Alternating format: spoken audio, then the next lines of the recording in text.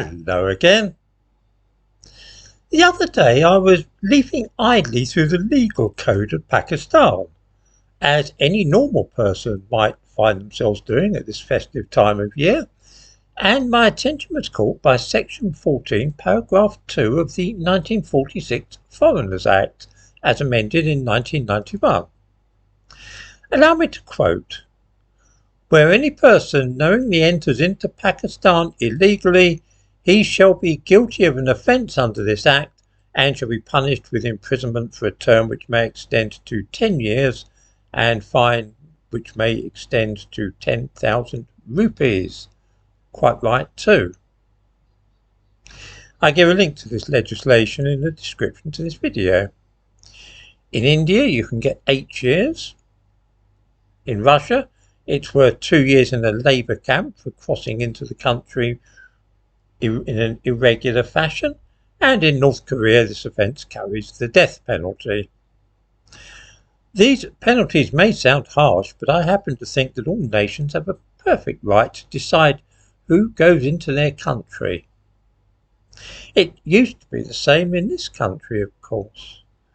Oh, hang on a minute. It still is the same. Under the 1971 Immigration Act, a person commits an offence if he or she knowingly enters the United Kingdom in breach of a deportation order or without leave. You can get 6 months for this. It is one of those curious laws where the burden of proof is reversed and there is a presumption of guilt. The onus is on the defendant to prove that he or she had leave to enter this country, which, if you've been sneaking across the English Channel and avoiding going through customs, then that would be pretty difficult to prove that you did have leave to enter the United Kingdom. I should think it would be an open goal for anybody hoping to prosecute some of those illegal immigrants. In the description to this video I give a link to the government website which cites this offence. Now, it's worth stopping for a moment and asking ourselves about the 1,500 illegal immigrants who have arrived here since Christmas Day. Does anybody think that any of them will be arrested and taken to court before being sent to prison? One rather doubts it. Instead, they are greeted like long-lost brothers, fed, housed in warm hotels, provided with medical treatment and dentists, mobile telephones and so on, and allowed to stay for the rest of their lives. How do countries like Pakistan and Iran, whose refugees we see landing in Kent routinely, deal with asylum seekers themselves? Whenever anybody in this country mentions the word repatriation or remigration, there are howls of outrage from liberal types, and we're given to understand that the very idea of chucking out illegal immigrants and sending them back to their own country is racist and very likely fascist into the bargain.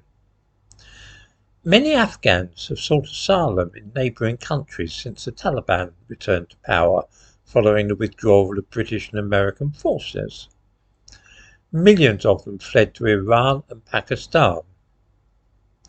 Both countries have now had enough of it, and so far this year, Pakistan and Iran have forcibly deported 500,000 Afghans and returned them to their own country.